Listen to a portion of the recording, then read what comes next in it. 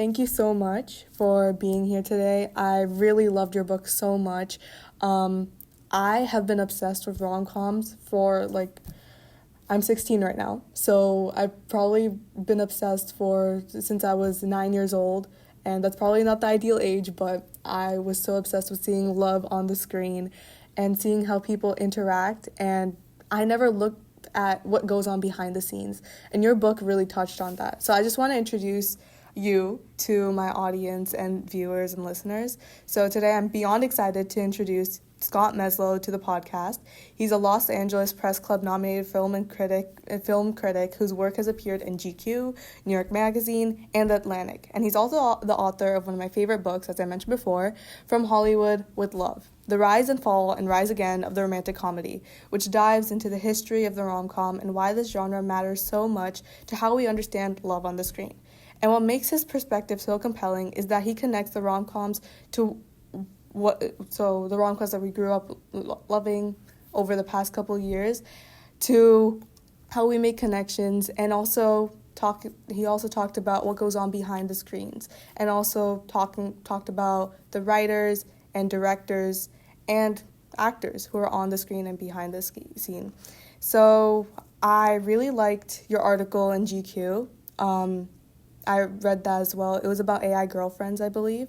And this episode that I have going on today is kind of about how modern connections and relationships are kind of being tainted by the digital era that we live in. So you talk about in this article how some men turn to chatbots because they offer consistency and emotional safety in a world where real-life dating often feels unstable. And I can't help but feel the part where it makes these movies, these rom-coms that you mentioned in your book, connecting those things together, is the messiness and the misunderstandings. But in these AI girlfriends or these AI people or chatbots, there's no messiness. It's just kind of straightforward, oh, I love you, I'll do anything for you. And that's what really comes out from these AI chatbots. So do you think the popularity of these AI companions says something bigger about the lack of connection in modern dating? Yeah, I think, to me, what you have to understand about AI is that it is doing a very good facsimile of a person because that's what it's designed to do, because that's what gets you hooked once you keeps you subscribed and using it endlessly. And so a real romantic relationship with another person necessarily has complications because people are more complicated than AI. AI, by definition, is going to tell you what you want to hear. It is going to reinforce the things you feed into it. And it's literally how it's designed.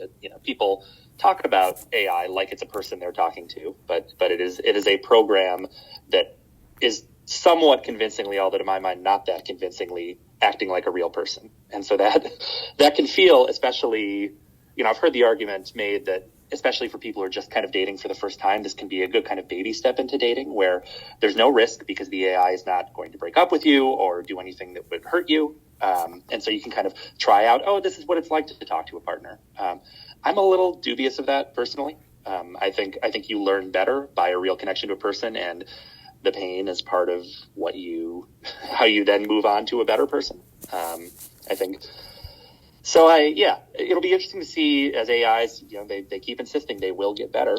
They keep insisting that they will be smarter, more realistic. I think it's a pretty poor substitute for a real relationship with another person, at least in the long term. Mm-hmm. I definitely agree with everything that you mentioned, especially the fact about how this messiness kind of helps us grow in relationships, how it helps us learn. And I remember when I read your book, there was this quote by Nora Ephron, who I love absolutely. I've watched When Harry Met Sally so many times that it's actually embarrassing. The best. Yes, actually the best. And I really like how the introduction of your book kind of revolved around this movie. And it was such a staple in just rom-coms in general. The one thing I really love about your book, I just want to fangirl for a second, because what I really loved about your book is that whenever I talk to any of my friends who don't watch movies, by the way, everyone's just stuck on TikTok all the time or Instagram Reels, which I hate. Can you get on actual good media? I was like, okay, thank you.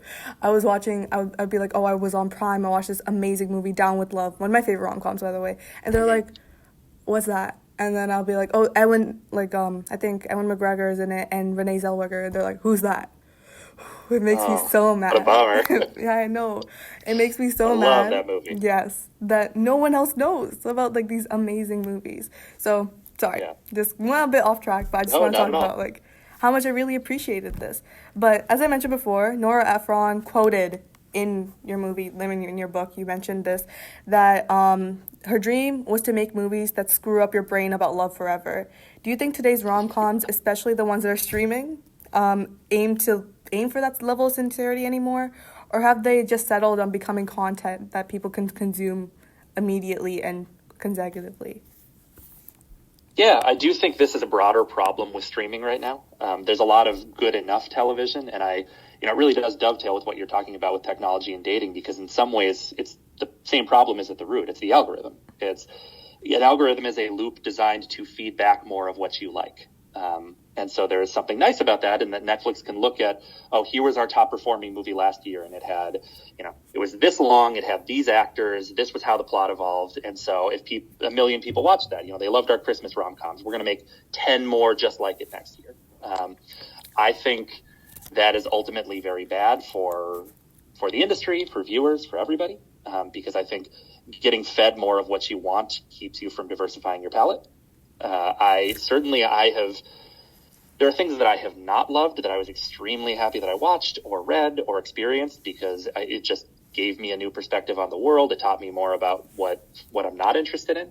And I think those things are what kind of give you, I work as a professional critic, that you can't develop your taste without trying everything. And so when I look at the streaming stuff in particular, I'm not a big fan of what Netflix in particular calls second screen television, where it is stuff that is more or less explicitly designed for you to scroll your phone while you watch it. And you can see it in the movies, where there are characters will repeat plot points over and over again because they know you're only kind of paying attention when you watch the movie. It's a literal dumbing down of the films that come out, because they are designed that way, and screenwriters are told those scenes need to be in there because people are, maybe people are folding laundry, maybe they're checking Tinder or whatever. They're not fully paying attention to the film. That's not how I like to engage with a film. And I do think it's interesting to me when we talk about the rom-coms that are made for streaming versus not. I still think we're seeing differences. The streaming stuff is pretty disposable, is a pretty mean word, but it is the word I'm going to use. It is really not designed for you to think about it or revisit it. It is designed to be a pleasant enough diversion on your TV while you have pizza on a Friday night. Theatrical stuff is aiming for more, but to me it feels a little more rooted in the past. The two most consequential rom-coms of the past 2 years, to my mind, are Anyone But You and The Materialists. And it's striking to me that I have complicated thoughts on both of those movies. I don't think either is totally successful. But, Anyone But You, they meet in a coffee shop, and The Materialists is explicitly about a matchmaker who meets people in person. So those movies are not really engaging with this idea of technology and dating. They feel much more like they're at least trying to harken back to the Nora Ephron stuff you and I are talking about. I don't think they hit the mark, but it feels to me like those filmmakers are just as nostalgic for, both the rom-coms of yesteryear and the process of dating, 20 years ago, as opposed to what's happening now. There still is no great Tinder rom-com to my mind. Yeah, I remember when I first watched Anyone But You, I was so excited because I was going on TikTok and everyone was like, oh, it's the best rom-com of the decade. It's so amazing, all these things. And I was like, okay, I'm excited. I watched it on my birthday, by the way. And I was so disappointed when I walked out because I didn't feel anything. When you really watch a rom-com and then you have this like, oh my gosh, you look back, right? When it happens to me, when I watch an old rom-com, when I look at my screen, it turns black. I just see myself like looking giddy and smiling and just like Right. giggling to myself and everything. I didn't have that reaction when I was watching Anyone But You, which is really sad. And I also watched The Materialists, and I don't feel like it was a rom-com. I think it was just a movie about this lady who has things going on in her life. And Right. in recent movies, and I know you mentioned this in your book, about how movies are labeled as rom-coms when they're like really not. They're adjacent, rom-com adjacent. I think that's the term that I would use. And what would you say are some current examples of that, and what do you think we can gain out of knowing what a true rom-com is and kind of understanding the difference between those before putting them into these large broader groups? Yeah, so in terms of recent rom-coms, I think in general, a lot of what we're seeing, this is true across all of Hollywood, a lot of line blurring in general, which again, I think is very purposeful. I think, Netflix, again, which is, it's not the only streamer, but is the industry leader, and the one who is defining most of, everyone's kind of trying to still, after all these years, trying to play catch up to what Netflix did. To my mind, mostly for bad. I mostly don't like the changes that Netflix has kind of engendered throughout Hollywood. But part of what their approach has been is treating everything as discrete blocks of content. They do not see a real church and state line between film and television. So to their mind, you binge watching, 8 hours of something is like you watched an 8-hour movie, and they don't care to draw those lines. That's different than how things were for most of entertainment history, where a film had a 3-act structure with a beginning, middle, and end, and a TV show was designed to run theoretically endlessly, and a miniseries was in the middle of those two things. Netflix doesn't really care about any of that, and so in terms of when they're kind of cross-pollinating, that also comes into genre stuff. I think, to me, a rom-com is pretty clear. It makes you laugh more than it makes you cry, and it's about a love story. It's a pretty basic, practical working definition of what it's doing.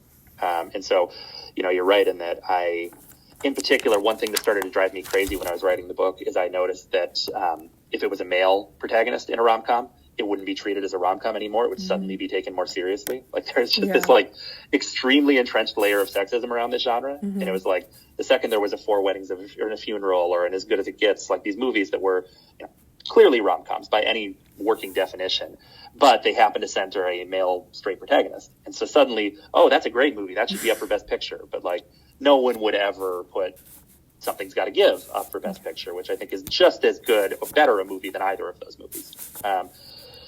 And so I think on one end, you're fighting that kind of genre snobbiness, and the sexism and all the things that are just very baked into how, these were called chick flicks for a very long time. That was how the industry treated them, and the people who made them didn't necessarily get the automatic career advancement. We were just talking about Nora Ephron. Look at Tom Hanks's career arc and look at Meg Ryan's. I think they are just as good in her films. And yet he's the one who was able to easily transition to drama, and she basically was not really given the opportunities to. So that's a little afield of what we were talking about. But in terms of what I'm seeing in terms of the industry kind of consolidating around these things, I do think rom-coms are the ones that are coming on streamers in particular are very formulaic. And again, I think that is literally by design. I think they are following a template. I think those writers are not really, they're being treated more as work for hire than as people with a real passion for the genre. And I've talked to screenwriters working at the streamers who love the films they do, and in some cases they'd wanted to sell a rom-com for a very long time, and no one was buying them until the streamers came into the market. So they're happy to get the work, but I'm not really seeing people innovate in the genre like I would hope. And the closest we see to that basically is people taking rom-coms and stretching them out into TV shows, which I think doesn't really tend to work because, since Shakespeare's time, they've had a very clear structure. Or they're cross-pollinating in a way where they're kind of seeding in more romantic drama elements. And that's a little more case by case. I think sometimes that can be pretty effective. Sometimes I am pretty frustrated by it. We'll put it that way.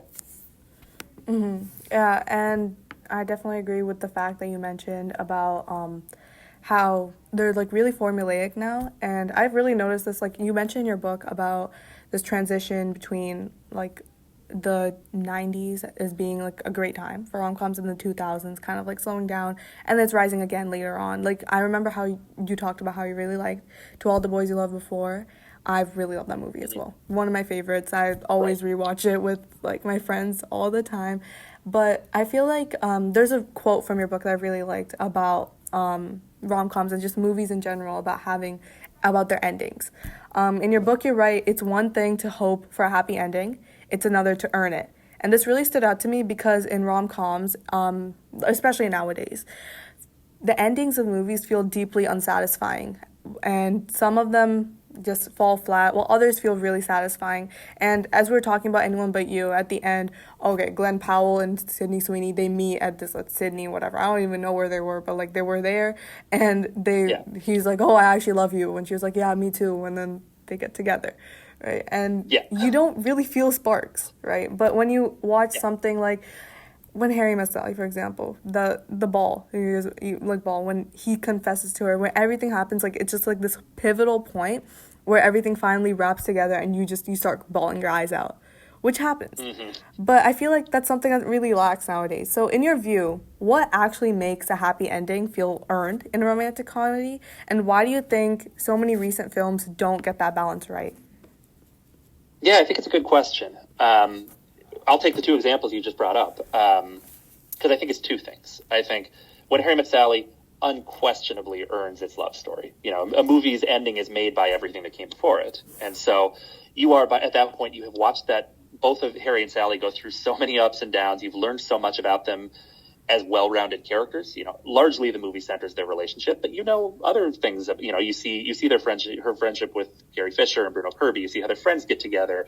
You've kind of learned the world, and you've watched where those characters have failings. And so by the time that Harry is running through the streets and then confessing at the New Year's Eve ball, like you know what it has taken for him to get there. The movie has really put in the work to make you realize what's happened to this guy. And then it's got that great little button device at the end where then, you know, they have these couples telling all their love stories throughout the whole movie. And then you get to see Harry and Sally's and you go, oh, everyone's got a love story like that. Like, it's just perfect. It's just like a perfect, sublime, well-structured thing. I think Anyone But You, to me, did not earn that. I agree that those actors didn't really have chemistry, and I also didn't find either especially likable or compelling.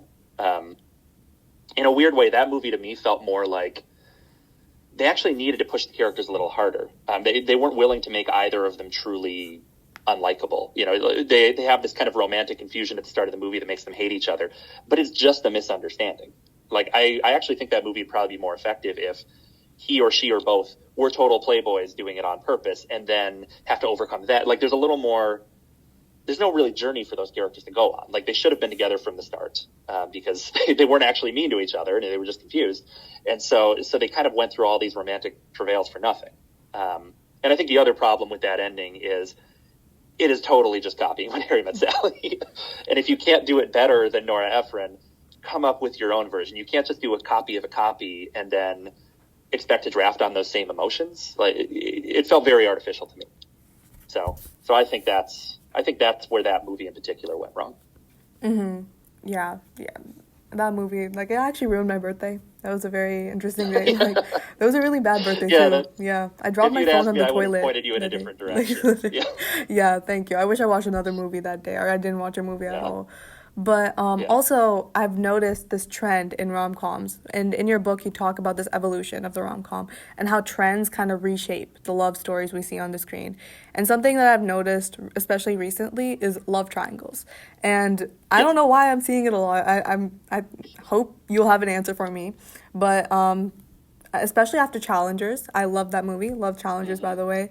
And you can see this ripple effect shown in shows like The Summer I Turned Pretty, which is incredibly popular, especially among my friends. Huge right now. Yeah. And My Life with the Walter Boys. It just blew up. Who knew? Yeah. And even upcoming films, and I'm really excited for this one. I hope it does it right. Eternity.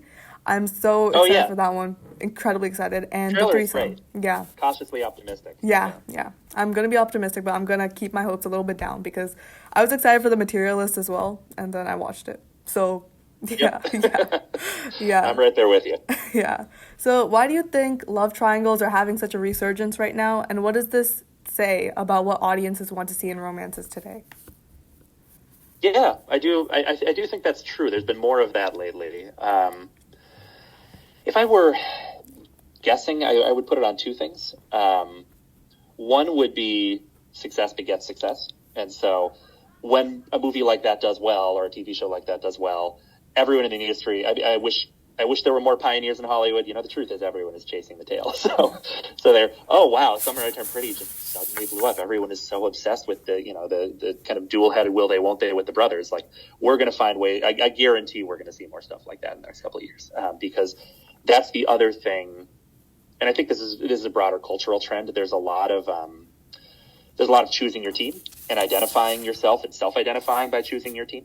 And so you generate chatter, which is by far the best marketing you can do at this point. If you can get something organically making people talking, if everyone wants to say, I like him or I like him, and these are, when I was, it's not a rom-com, but I remember Team Edward, Team Jacob, Twilight being all consuming when that movie came out. And most people were Team Edward, so it's kind of a false choice. But even then, it was just a way to say, here's who I am because this is the guy that I like. And it can also be women, it doesn't matter.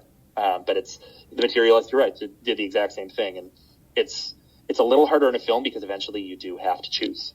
And so you're inevitably going to either alienate the audience by having the protagonist end up with one man and not the other, or you are going to make one so unlikable in some way that it's a false choice. And the answer was inevitable the whole time, which I think is what The Materialist does. Of course it's Chris Evans. It was always going to be. I think a TV show does make it more complicated because you can stretch it out so much longer. And I have not finished The Summer I Turned Pretty, so I can't weigh in on the ultimate answer there. But you make things more complicated for your audience by forcing them to sit with it a lot longer, which I think is cool. To make someone think they know who she should be with, and then to challenge that question over and over again over the span of, what is that show, 24 episodes ultimately? Is it 8 episodes a season? I can't remember. But that's a lot of time to spend with one character, and it kind of puts you in her shoes. Maybe I was wrong about this. Maybe you'll feel that way 5 episodes into season 2. It's an interesting journey to go on. Yeah, I also agree with the fact that you said it kind of keeps people captivated, and I can see this around me right now because obviously I'm the main target audience of The Summer I Turned Pretty, and all my friends are too, and we always talk about it, and there's always so many arguments that go on, and I think that's what they want. They want you to argue, they want you to be engaged. It gains engagement, and it gains popularity on social media, and everyone's just oh, Team Jeremiah, Team Conrad. And even for Twilight, people still argue to this day about Team Edward and Team Jacob. So that's a really great insight that you had over there. And I'd also like to talk to you about this is a little fun question I have. So if you could be in any rom-com ever, out of anything you've watched before or haven't watched before, what would you be in? And what character would you be? Yeah. Interesting. All right, I'm racking my brain. It's such a boring answer. I think I got to say When Harry Met Sally, because that is I used to live in New York. I don't anymore. But that's the dream postcard version of New York, where it's just it's always fall and beautiful, and you're just walking through the parks in blazers, and everybody's so charming.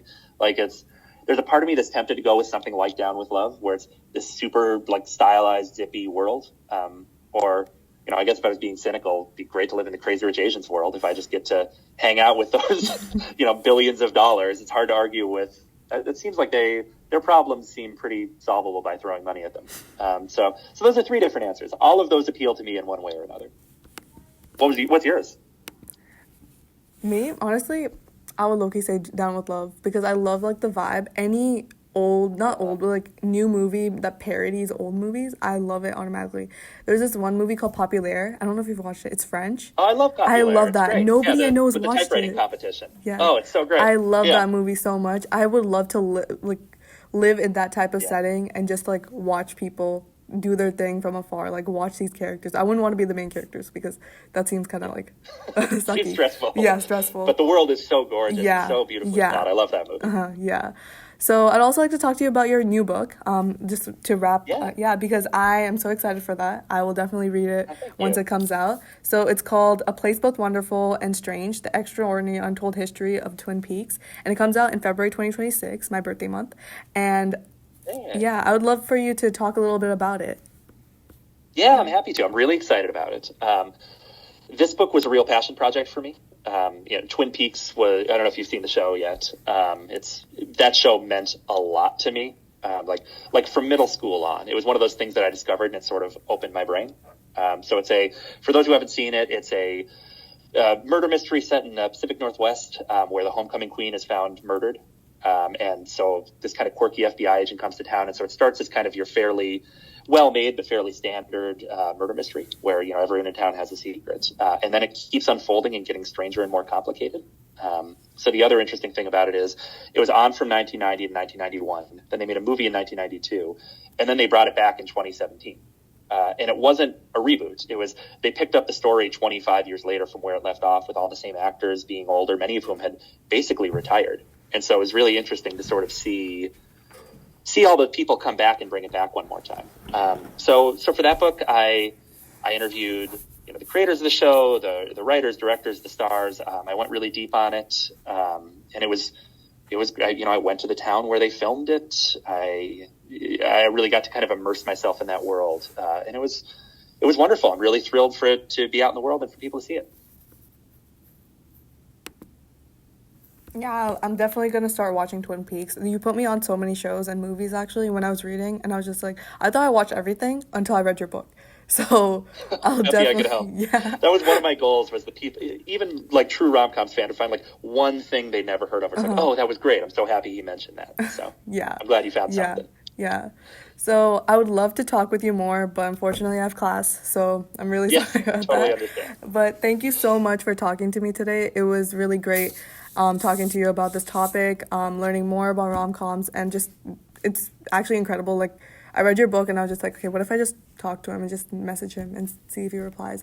And it was like incredible that he replied. Like, I was actually like amazed. I'm really happy you reached out. Like, I literally, my heart dropped when I got a response. So I'm so grateful that you're here.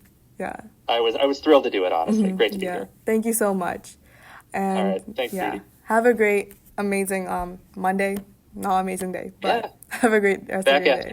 Yeah, thank you so much. All right, take care. Let me know if I can do anything else. Yeah, of course.